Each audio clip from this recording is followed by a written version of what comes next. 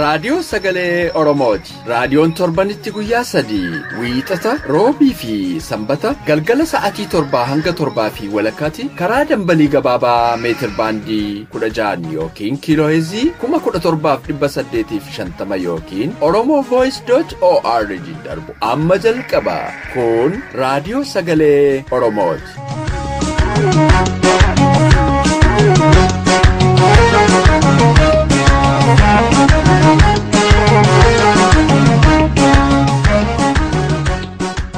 Akkam ooltan dhaggeeffattoota keenya kabajamoo. Kun qophii keenya roobii reediyoo sagalee Oromoorraa yeroo kana isiniif darbu.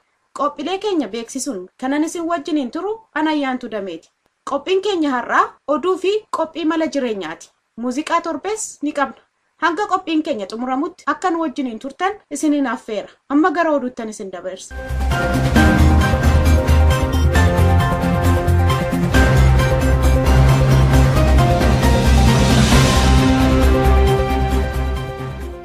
Akkam ooltan oduu saati kanaaf qabnu sin dhageessisa Annaabasaa Waaqjiraati.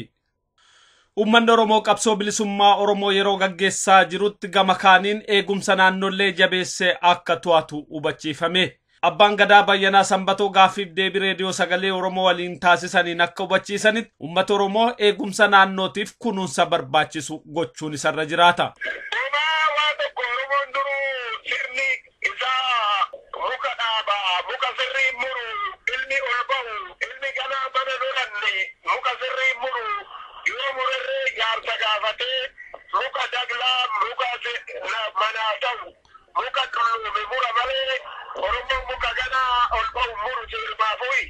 Aadaa Oromoo kunuunsa naannootiin beekamu deebisanii guddisuun barbaachisaa akka ta'e kan ibsan Abbaan Gadaa Bayyanaa Sanbatoo uummanni Oromoo bakka adda addaatti hojii garaagaraa yeroo hojjetuttis eegumsa naannootiif xiyyeeffannaa kennuu akka qabu jabeessanii hubachiisaniiru.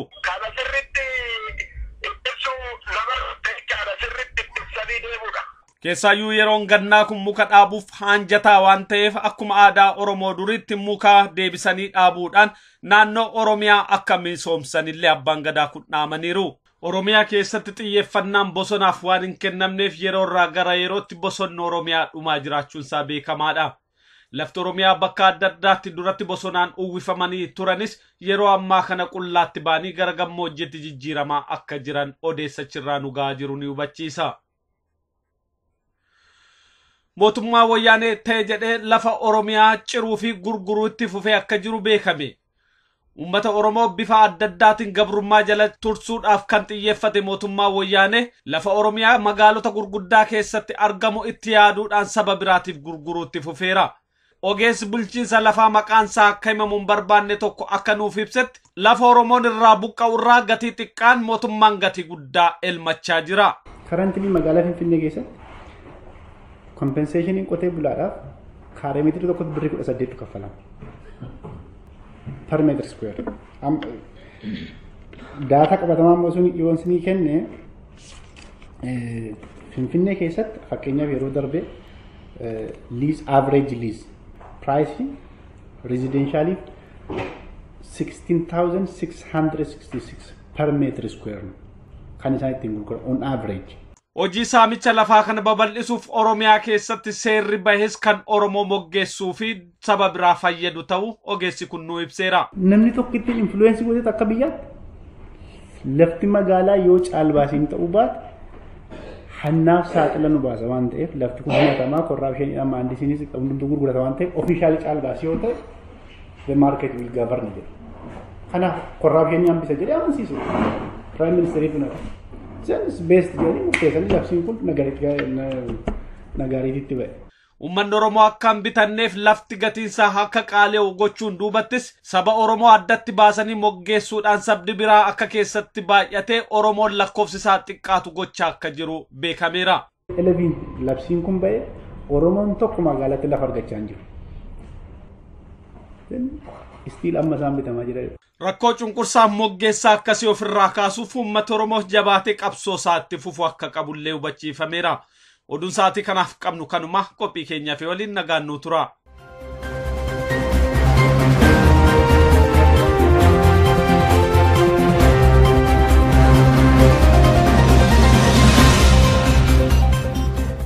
Amma qophiin kan wallee torbeeti. Ittaansee sagantaan keenya idilee mala jireenyaatu dhiyaata. Amma gara walleettan isin dabarsa. Geeshona dooftudha obboleetti buke beekse Oromiyaa handhuura Finfinnee odaa sirra margee mallattoo Oromoo addunyaan margee.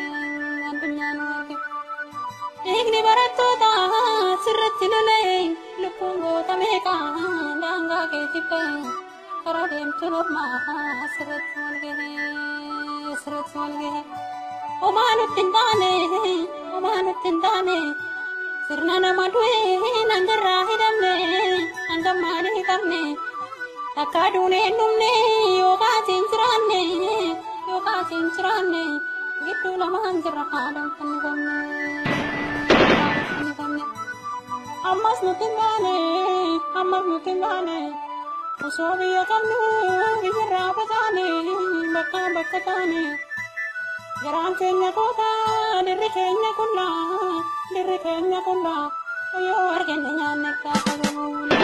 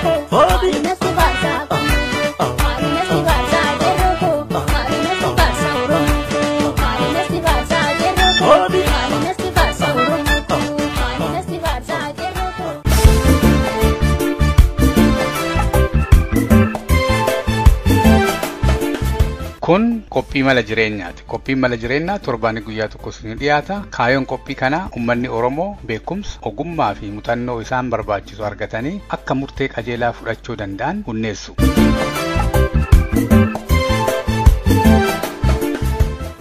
Akkam jirtu dhaggeeffattoota keenya, ani qopheessaan keessan Aliyyi Galatooti.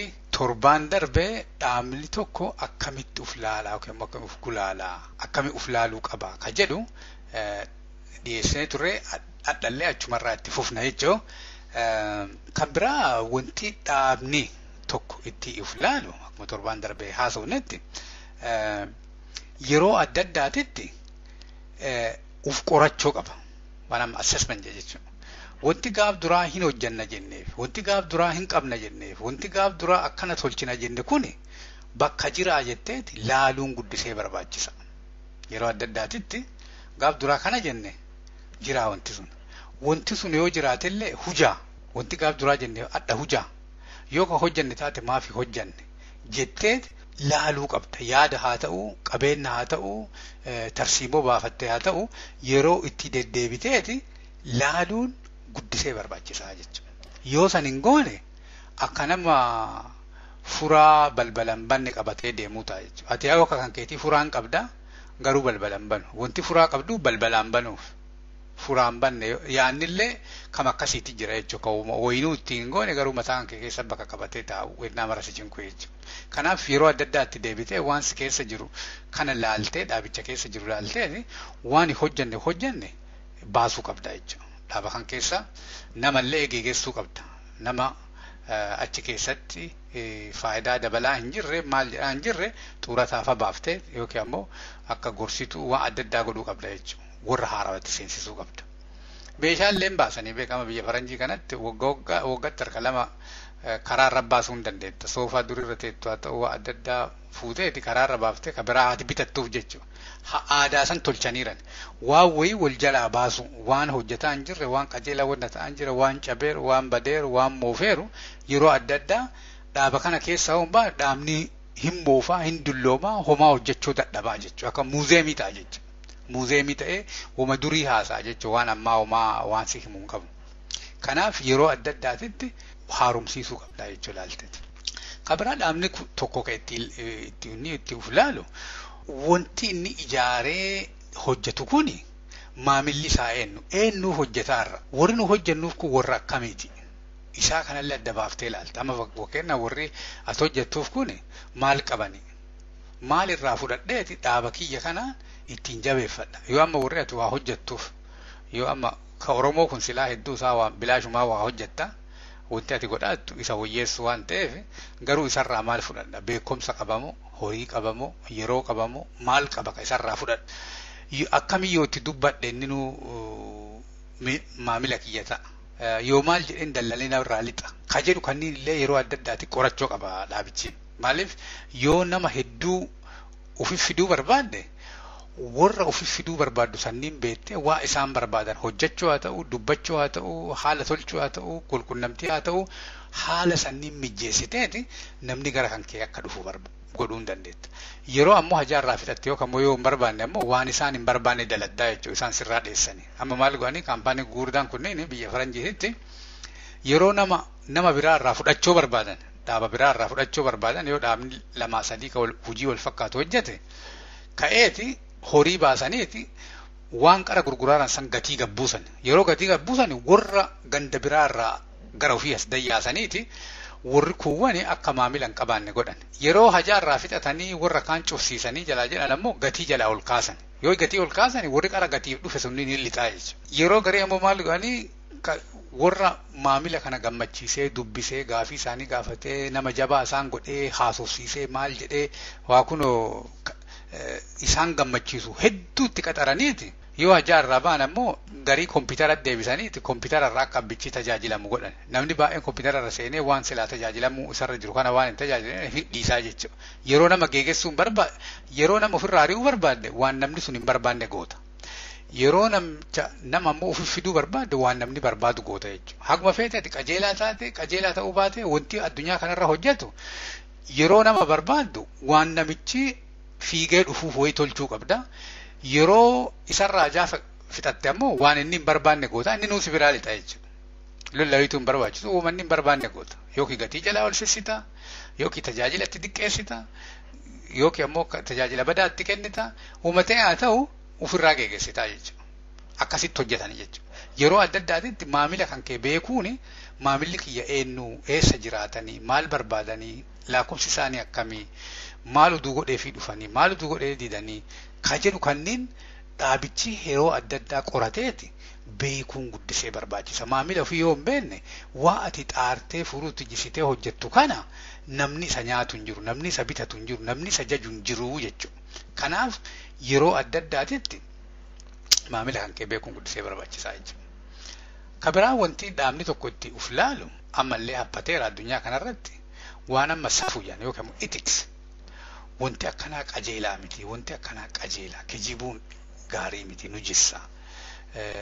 Hatuun nu jissa, maaliin nu jissa, qoxxeen nu jissa, maaliin nu jissa jettee yeroo adda addaatitti amma waan lafa kaa'attee ittiin bultu mana san keessa jechuudha. Namni martuu mana kana keessa qixa. Fakkeenyaaf Oromoo keessi Oromoo fudhatte ilmaan Oromoo martuu ija tokko ilaaluu qabna. Nama jabaa waa hojjetu hujii isaa malu kennuufii qabna. Hujii waan namni hojjetee dhossuu hin qabnu. Nama kijibaaru nama adda nama baasaa irra dhaabachuu hin qabnu. Maali jetteen jiraame akkama yeroo adda addaa namni dubbatu kana haalli sunniin maal godhaa warra achi keessa jiruuf warra raasaa jirullee akka giluu kan akka namni waliin maxxaneeti wal amanee jiraatu gargaara. Yoo itiksiin hin jiraanne namni kamtu qajeelaaf kamtu qajeelaa miti dhugaa dubbataa ta'uu dhara dubbataa ta'a. Naaf hojjetaa ta'uu nama biraatiif hojjetaa ta'a. Narra hojjetaa ta'uu maal godhaa ta'a kana adda baafachuu dadhaba jechuudha. Maaliif si amanu jechuudha. Namni nama amanne waliin biizinesan godhatu.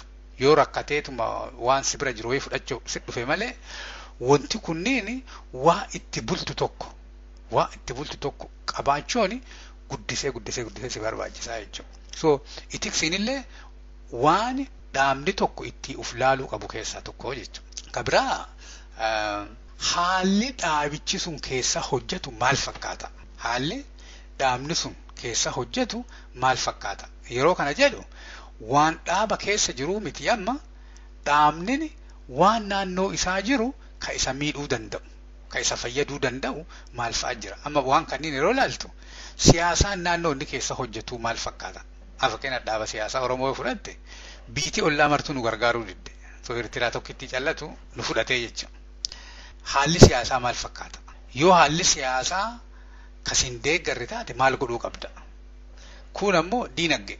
Yoo amma fakkeenyaaf wanti ati itti hojjettu tokko wanti ati oomishtu kun horii jijjiiruu barbaadde yookaan ammoo horii malee socho'uu kan dandeenye taate yoo namni kan kee ammoo martuu horii dhabee jiraate hiyyeessa ta'ee jiraate rakkoo qabeenyaa qabaate attam goota.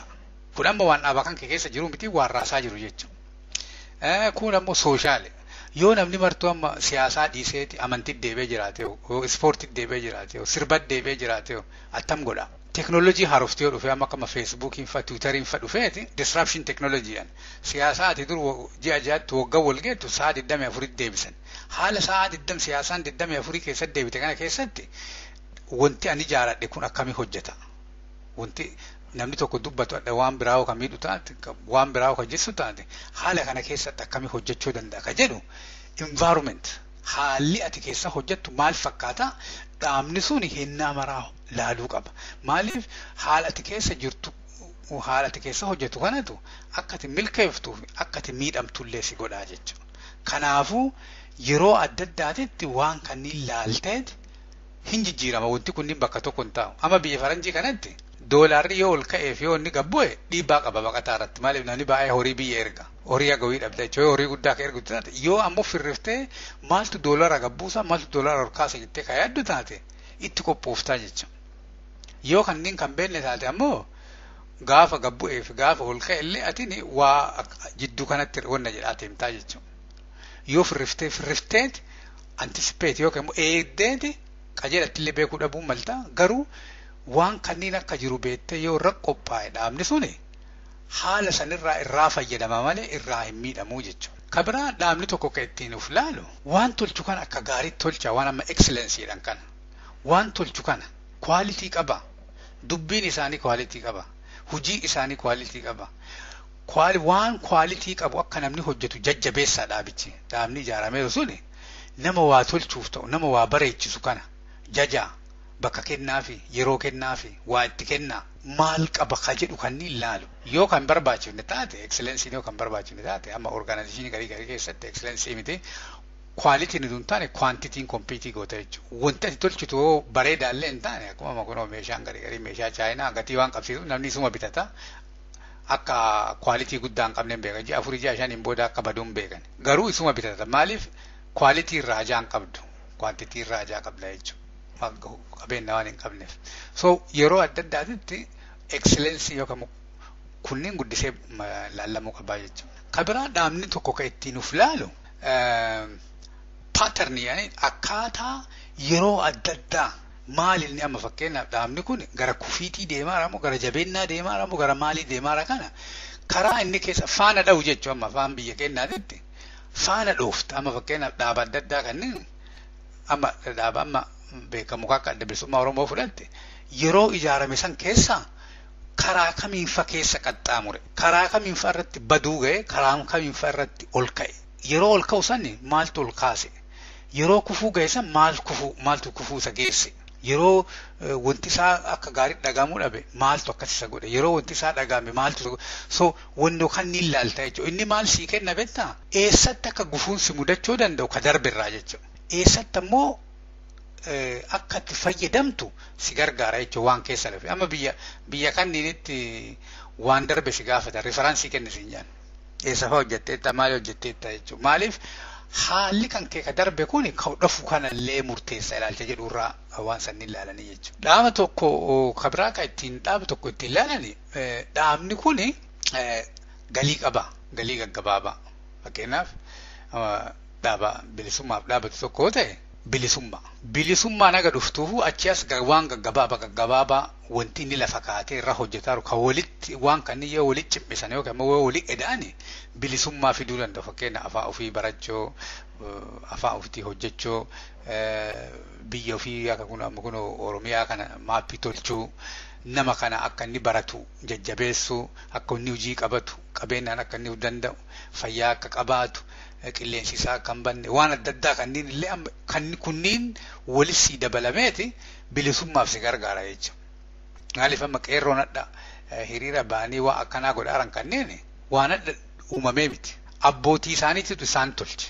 Ilmi maa eenyu fakkaatan abbaa fakkaataa jedhan kan uduu abbootiin isaanii waan kanneen yaadanii akka isaan baratan akka isaan afaan ufiitiin akka isaan hojjetan sodaata akka malee akka isaan guddatan waan kanneen isaanirra hojjechuu baatanii qeerroon kun hin dhalatu. Wanti kun yeroo dheeraa fudhatee jechuudha. Waan amma olufumaa kaanii yeroo tokko dhalatuu miti jechuudha. Kanaaf organizationii tokko ka siyaasaa ta'ee ka amantii ta'e kama ta'e haa ta'u waggaa 15 maalii as deemu kana maal uumuu qabna. Waggaa 10 dhawa akkana arguun nurra jira. Kanaafuu addarraa waan akkanaa haa facaafnu. Wanti akkanaa yoo facaafne waggaa 8 fudhata waggaa 10 fudhata. Yeroo sanitti yeroo ga'utti waa akkanaa nuu fida addunyaa illee haala akkasii kana keessa jettee achi fageessitee waa wayii lafa kaattee irra hojjechuu jechuudha. Kabiraa dhaabni tokko akka inni itti laallamu akkamitti wal bulchani akkamitti dhaabni kun namni achi keessa jiru akkamitti wal bulcha. Sunillee amma waan dhaabni tokko akka milkaa'uuf akka inni milkoofne godhu keessaa tokko seera kabaju waan jedhan godhu rakkoo seenan maal godhan yeroo waa argatan ammoo akkamitti warra achi keessa jiru tajaajilan. Fakkeenyaaf yoo injifannoon dhufe namni hojjete kanneen martuu achi keessa hubannoo qaba.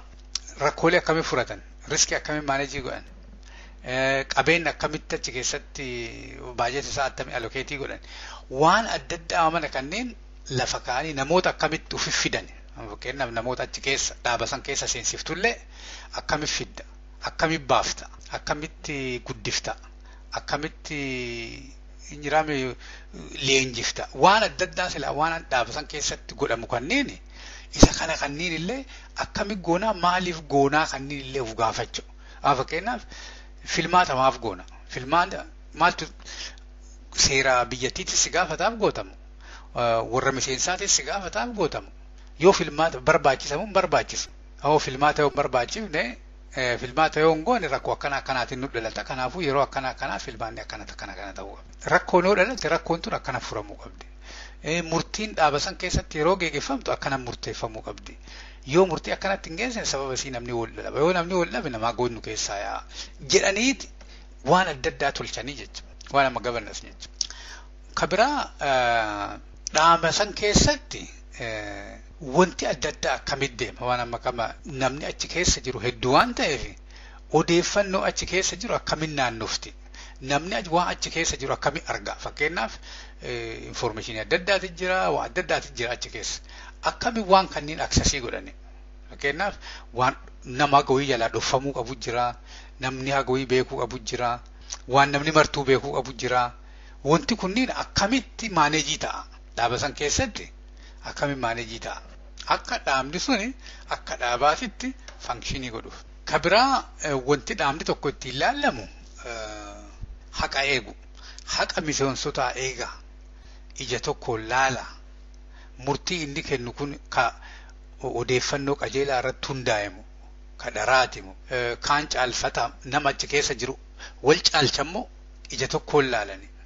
Ulaagaan isaan nama kana itti ilaalani maalinni dandeettimu amalamu miseensa ta'umu yeroo dheeraa achi keessa turumu maalifaa itti qaba yeroo waa murteessan hadni akkamiin laallama seeraan murteessamu abbaan fedhee haa ta'u hooggana dura taa'allee ta'e miseensa dhaseenillee ta'e seerarra hundaa'amu maalirratti hundaa'aniit murtii kennani.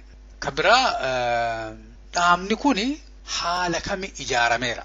Haala kami ijaarameera moodelii isaa fakkeenyaaf dhaabni gariin yeroo ijaaramu filaatiyan filaat orgaanizii jaaniiti eenyullee hooggan namni martuu qixa bakka tokko jira namni martuu waa hojjetamuu qabu waliin mari'ataa hojjeta.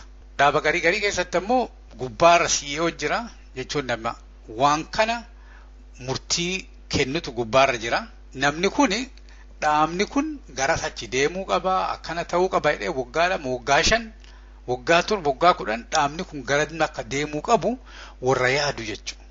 Warra yaadee lama maappii itti kennu jechuudha karaa namni deemuu qabu. Warri biraa ammoo warra taaktikaal wannoo irra jiran jechuudha. Achi dhaquufi asiin tana yaabbachuu qabna kana godhuu qabna kana ta'uu qabna ibaluu achi kaa'uu qabna ibaluu tujii akkanaa kennuu qabna waa akkanaa godhuu qabna horii akkana baasuu qabna akkana ta'uu qabna jedheetu warra middle management jechuudha.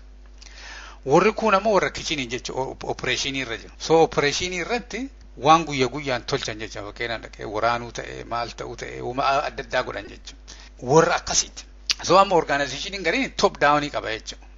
Vertical organization. Dhaabni gariin ammoo akka inni itti ijaaramu lookeshinii ijaarama. Warri Austraaliyaallee waa akkanaa godhaa.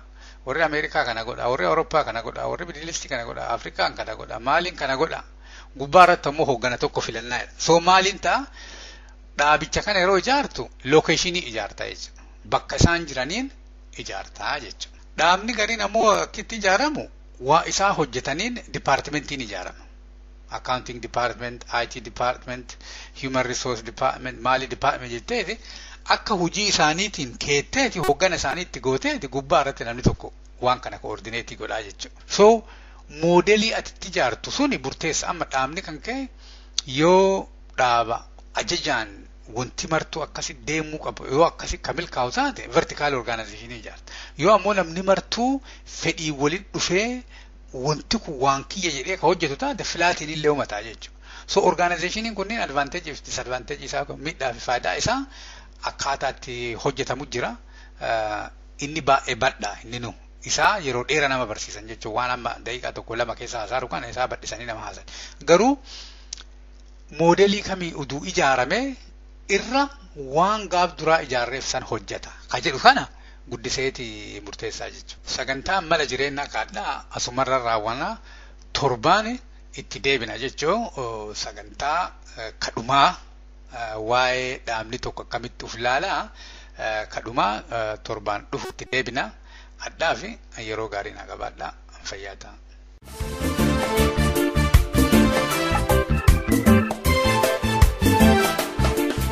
Hanga yoonaatti kan caqasaa turtan reediyoo sagalee Oromoo dambalii gabaabaan isinii darbaa ture. Daqiiqaa 30f waan nu waliin turtaniif hedduu galatooma. Qophiilee keenya sanbataan hanga walitti deebinutti nagaan nuuf tura.